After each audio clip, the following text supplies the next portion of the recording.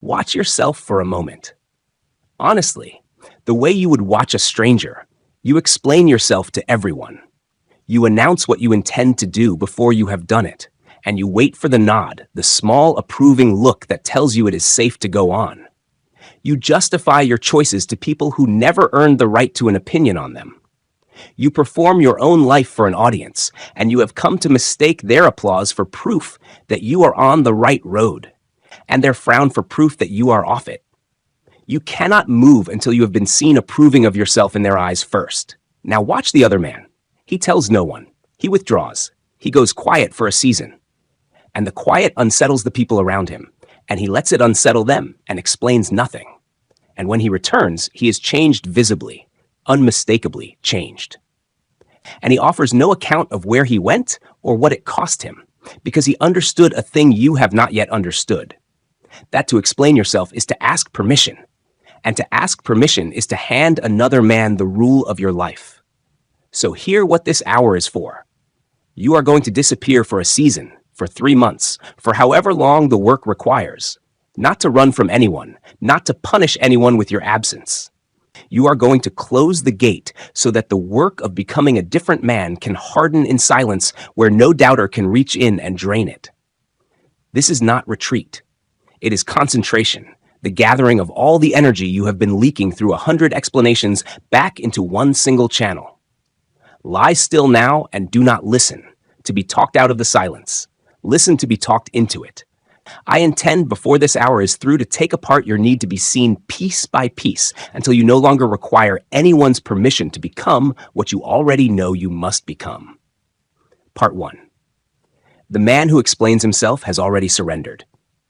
Let me begin with the hardest thing I will say tonight, and I will say it plainly because softening it would do you no kindness. Every explanation you offer is a small surrender. Everyone you imagine when you explain yourself that you are being open or courteous or honest, and sometimes a little of that is true.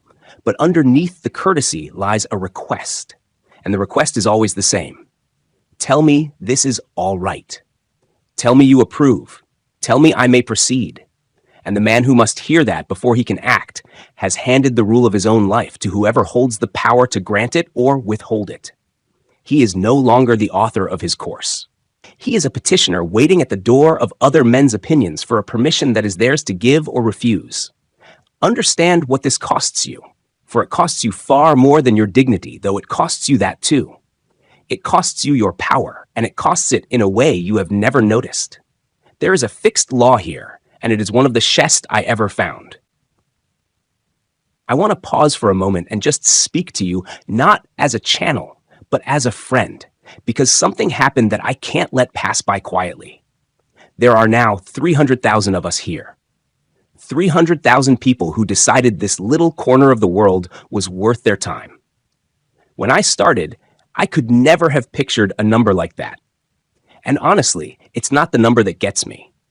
It's the thought of 300,000 real lives, each of you on your own road, choosing to walk a part of it with me.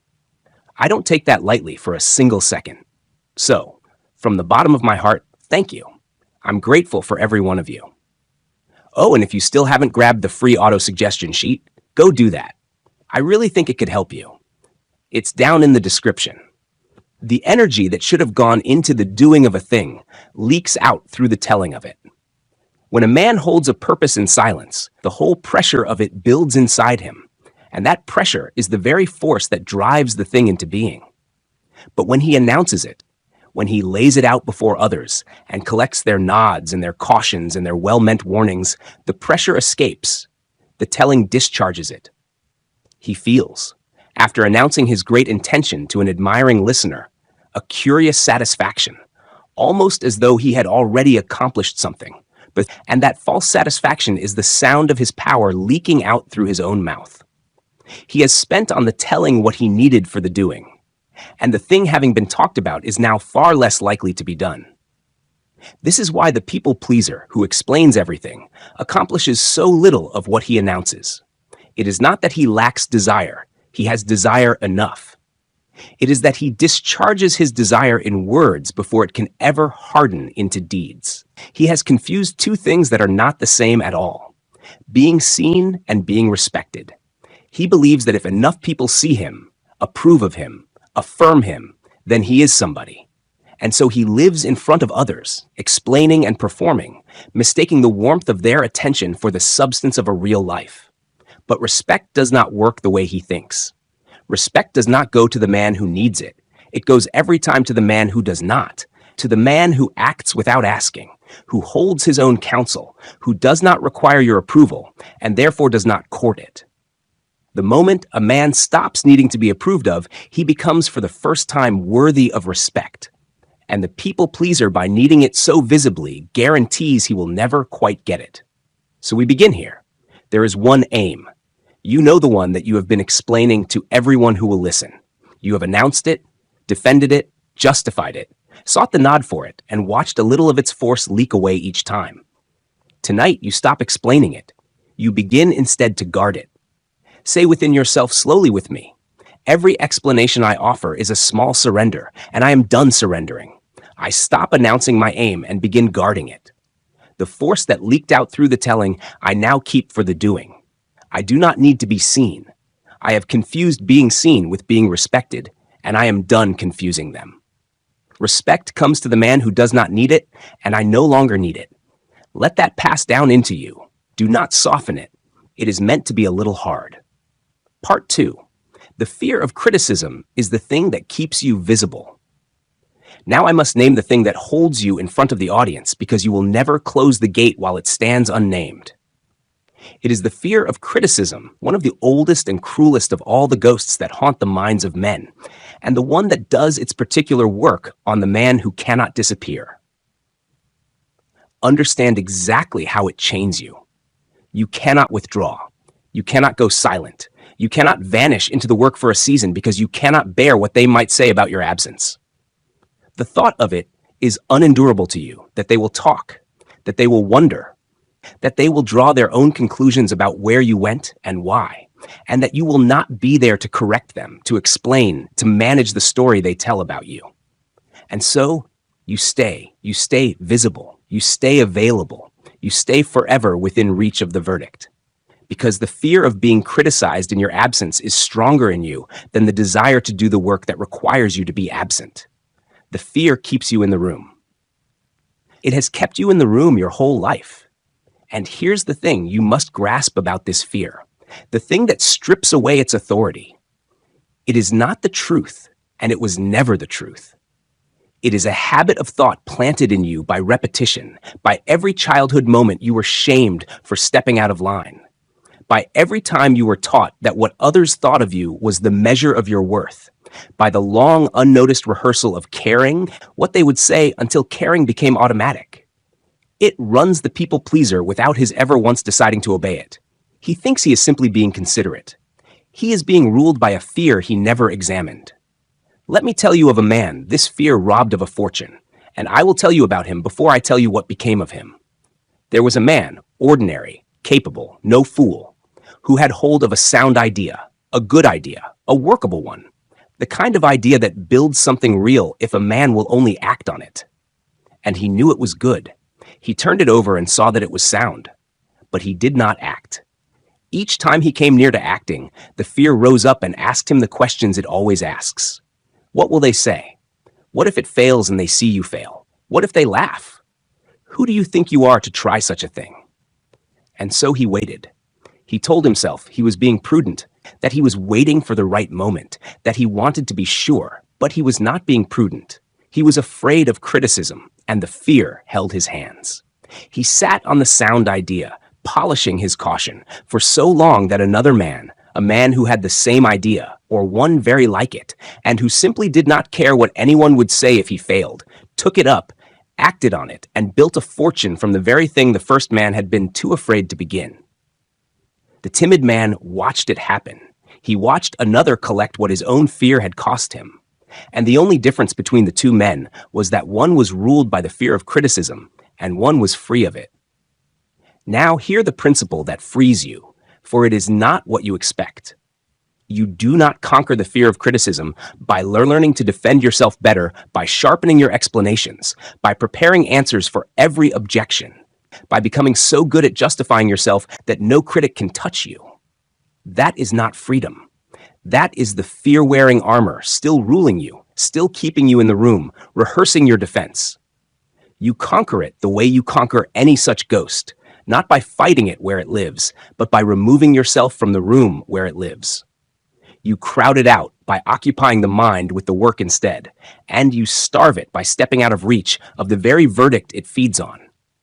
The critic cannot wound a man who is not present to be wounded. The fear cannot rule a man who has walked out of the room where the ruling happens. So the silence begins in part as a simple refusal, a refusal to be present for the verdict. You will not stand in the room and wait to hear what they say.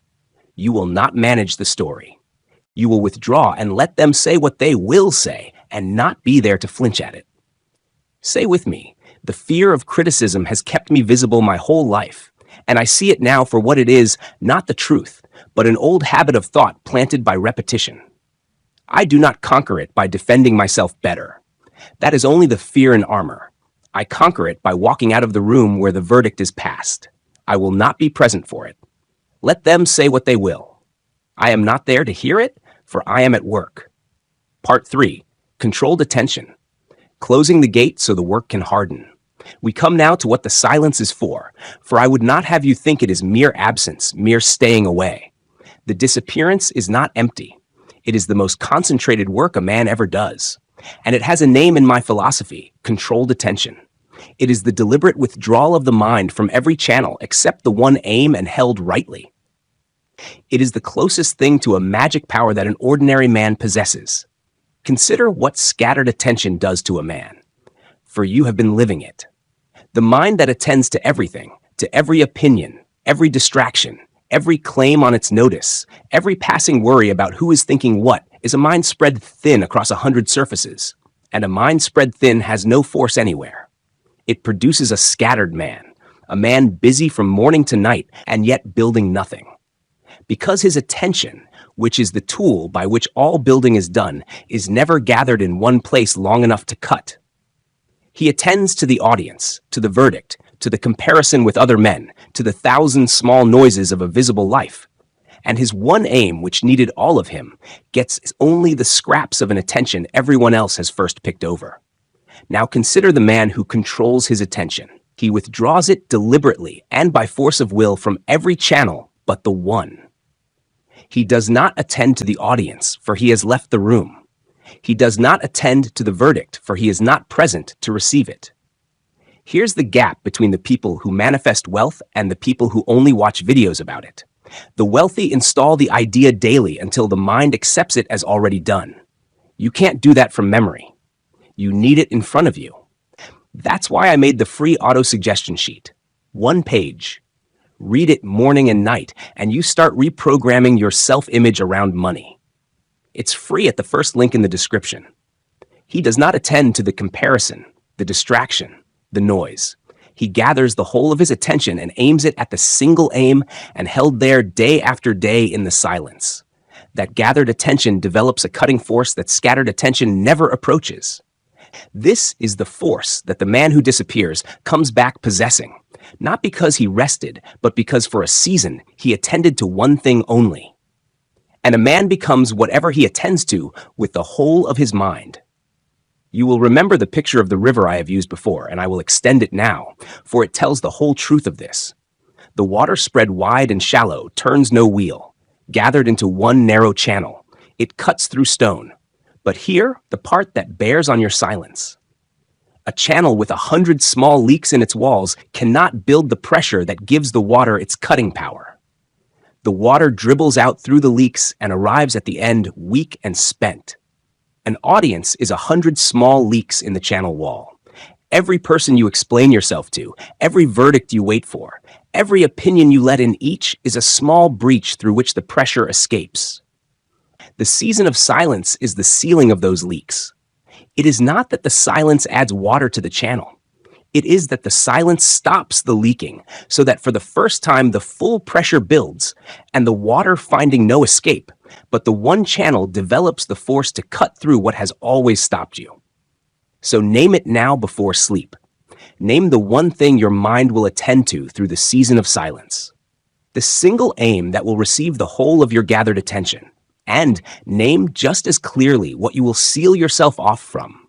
The audience, the verdict, the comparison, the noise. Say with me, I gather my attention back from the 100 surfaces it was scattered across, and I aim the whole of it at my one aim. I seal the leaks in the channel wall, the audience, the verdict, the comparison, the noise, and I let the pressure build with no escape but the one channel. A man becomes whatever he attends to with the whole of his mind. And for this season, I attend to one thing only. Part 4. Guarding the mind from the minds that drain it. There is one more thing the silence does, and it is perhaps the most important of all, though it is the one a tender-hearted man most resists. The silence releases you for a season from the minds that have been draining you. And you must understand this law before you can close the gate without guilt. I have taught in other hours that when two or more minds are brought into harmony toward one definite aim, they create a power greater than the sum of them, a mastermind, a force that collects what no single mind can reach.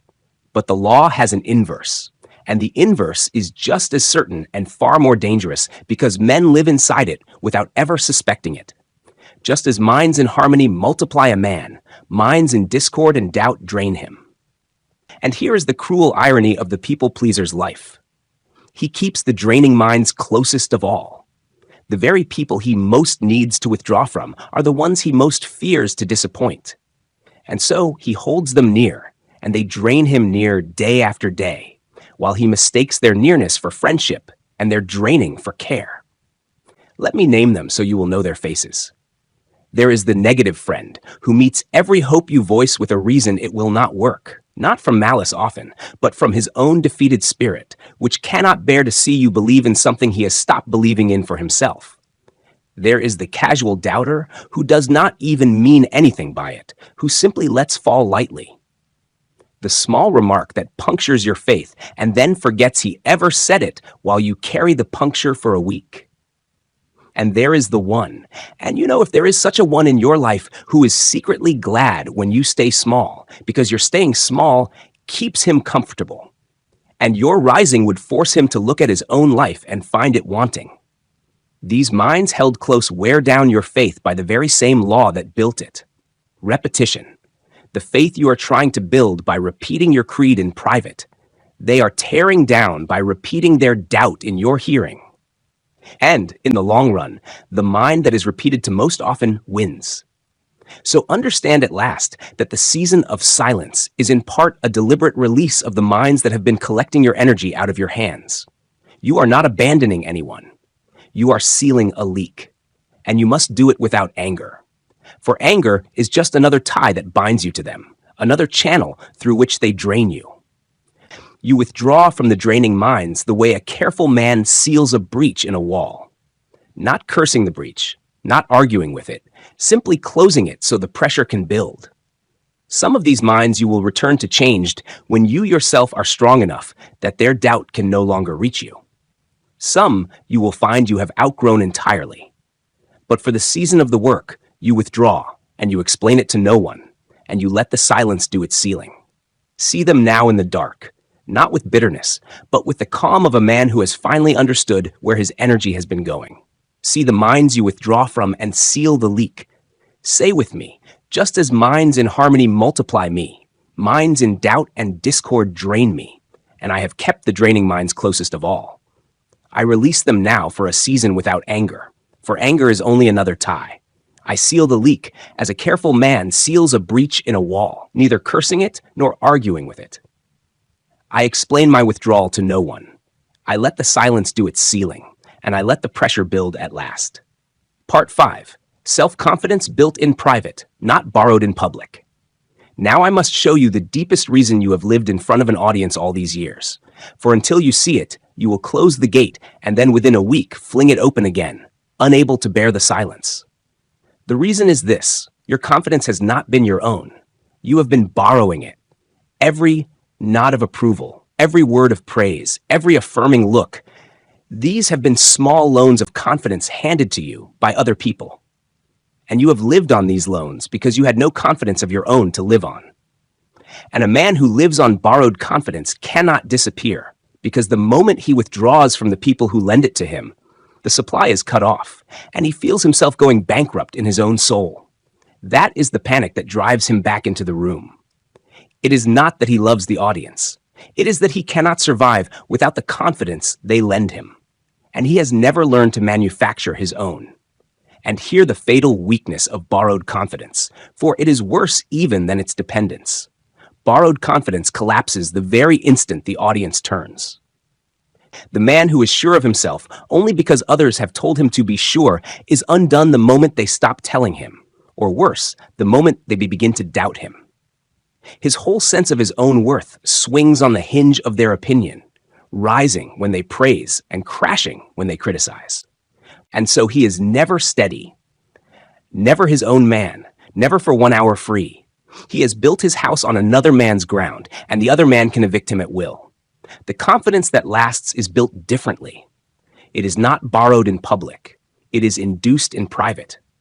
It is manufactured by the man himself alone, by autosuggestion, by the deliberate daily repetition of a settled belief in himself, spoken to himself when no one is there to hear it and no one is there to approve.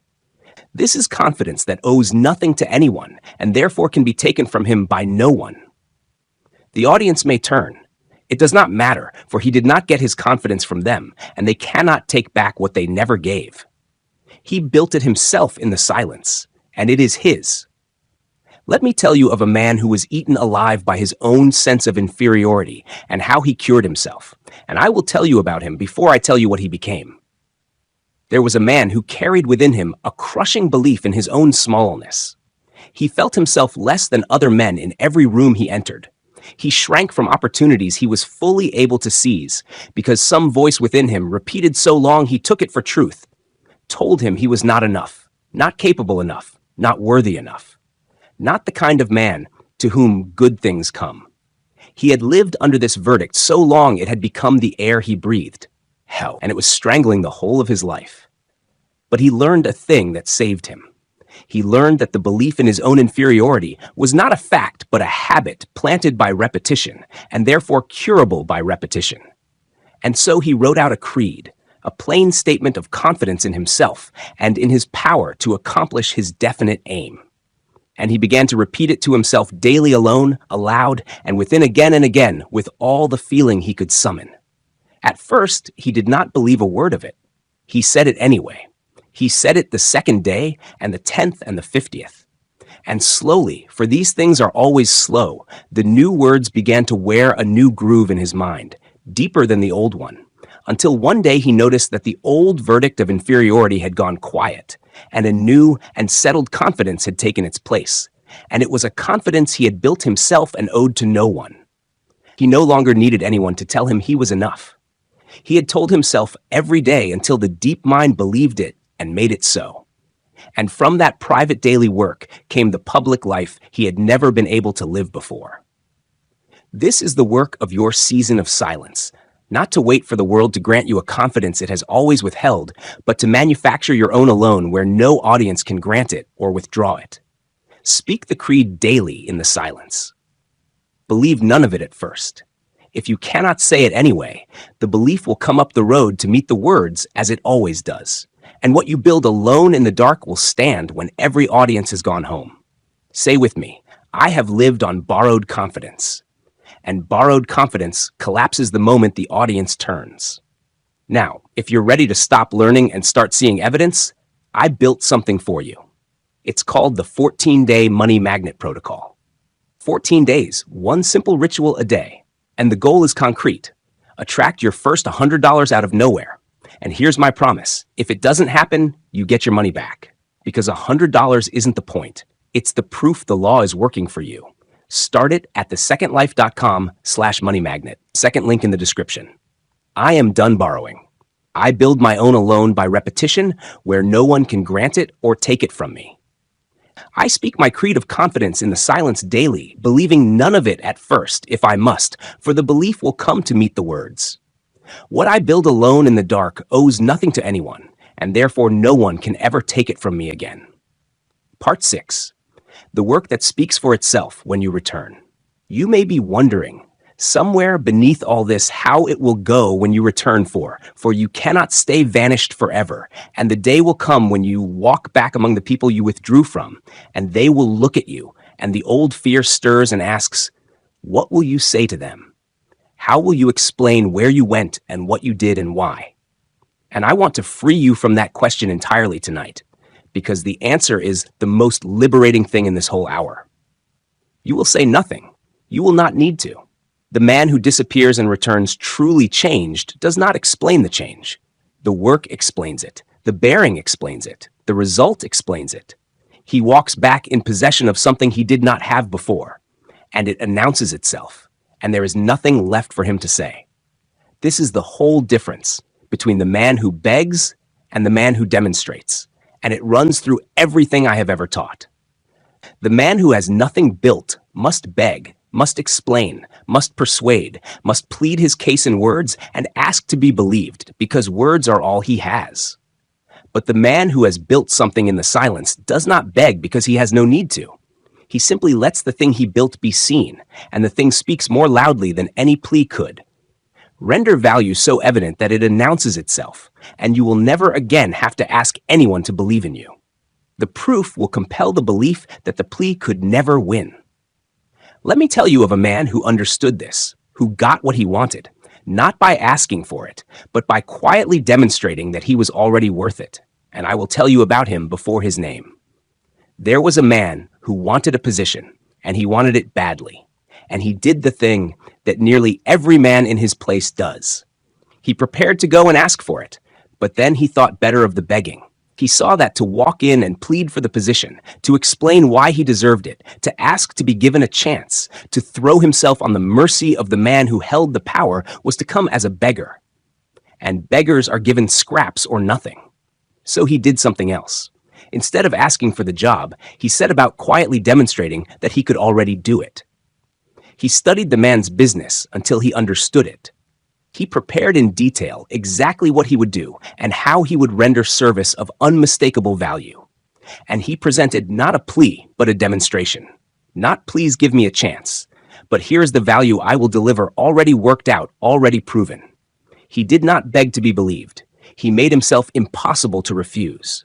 And he got the position, and more than the position, because he had come not as a supplicant, explaining why he deserved a chance, but as a man whose evident worth spoke for itself and required no explanation at all. That is how you return. You will have spent your season of silence not idling, but building rendering and private value of such quality and such quantity, in such a willing spirit that when you walk back among them, you carry the evidence with you, and the evidence does the speaking. You will not explain where you went. You will not justify your absence. You will simply be visibly a different and a larger man, and the difference will be its own account of itself. The people who would have doubted a plea cannot doubt a result. The ones who would have criticized an explanation have nothing to seize upon because you offer them none, only the changed man and the work he carries. So see it now, before sleep takes you. See yourself returning at the end of the season, not anxious, not rehearsing your explanation, not bracing for the verdict, but calm and changed and carrying the work. See yourself needing to say nothing at all. Say with me, when I return, I will explain nothing, for the work will explain it for me. I am done begging to be believed. I will demonstrate instead, and the demonstration will compel what no plea ever could. Through the season of silence, I do not idle. I build in private value so evident it announces itself. I will walk back a larger man carrying the proof, and the proof will do the speaking. The ones who would have doubted my words cannot doubt my result. Part 7. Come back different. We have come to the end of the hour, and I would have you gather the whole of it now into one hand before you sleep, because it has all been pointing toward a single act, and the act is within your power tonight. Here is everything I have laid before you. To explain yourself is to ask permission, and to ask permission is to surrender the rule of your own life, so you stop explaining and begin guarding. The fear of criticism is what has kept you visible, chained to the verdict, unable to withdraw. So you walk out of the room where the verdict is passed and refuse to be present for it. The disappearance itself is controlled attention. the gathering of your scattered mind back into one channel, the sealing of the 100 leaks through which your power has been escaping so the pressure can finally build and cut. The draining minds which you have kept closest of all must be released for the season without anger. The way a careful man seals a breach in a wall. The confidence you have always borrowed must be built, this time in private by your own daily repetition, so that it owes nothing to anyone and can be taken by no one. And when you return, you will explain nothing. For the work you built in the silence will speak louder than any explanation you could offer. Every one of those is a single piece of one single act, and the act has a shape now, and you can see it. So let the 3 months stand before you one last time, reframed for what they truly are. This is not a disappearance from life. It is a disappearance into the one aim, a season in which you withdraw from the audience and the verdict and the draining minds and pour the whole of your gathered attention into becoming the man you have always known you must become. And from that silence, a different man emerges. Not the same man rested, a different man remade. Let the whole of it come down now into one creed spoken slowly in the first person as entirely your own. I owe no one an explanation. I stop announcing my aim and begin guarding it. I walk out of the room where the verdict is passed, and I am not present for it. I close the gate and gather my whole attention into one channel, sealing every leak through which my power escaped. I release the minds that drained me for a season without anger. I build my confidence alone where no one can grant it or take it. And when I return, I explain nothing, for the work will speak for me. I disappear into the one aim, and a different man comes back. Hold that. Let it settle all the way down into you. And now hear the last thing I will say to you tonight. The man who can disappear without explaining himself to anyone has done the rarest and the most powerful thing a man can do. He has taken back the rule of his own life. He has stopped living for the verdict. He has stopped leaking his power through his own mouth. He has stopped borrowing his worth from people who could withdraw it at will. And he has gathered all of it, the attention, the power, the confidence, the silence, into the one work that will remake him. You have been a man who explained himself, who waited for permission, who could not bear to vanish for fear of what they would say. Tonight, you decide to become the man who closes the gate and says nothing and returns changed. The decision is yours alone, and you do not have to explain it to a single soul, least of all to me. So you will not wake tomorrow already transformed. Let us be honest, men, to the end. But you will wake a man who knows at last that the silence is not retreat, but concentration, and that the gate is yours to close, and that no one is owed an account of where you have gone. Let the day begin the withdrawal. Seal one leak tomorrow. Speak the creed once alone, and come back to this hour night after night. For the resolve to hold the silence is built the same way all resolve is built, by returning until it runs of itself. Now there is nothing left to do but begin. The gate is yours. The silence is waiting. Release your striving. Let the words fade and carry only this down into the dark. I owe no one an explanation. I close the gate and I build in silence. And when I return, I will be different. Rest now. Before this video ends, make a decision. Keep wishing for money or start attracting it on purpose. Getting rich was never an accident. It's a mind trained to expect wealth. I've made the first step free for you. One page that reprograms your money mind. Go to thesecondlife.com, download your free Get Rich Auto Suggestion Sheet, and begin tonight. Don't let this be one more video you watched and forgot. Links in the description.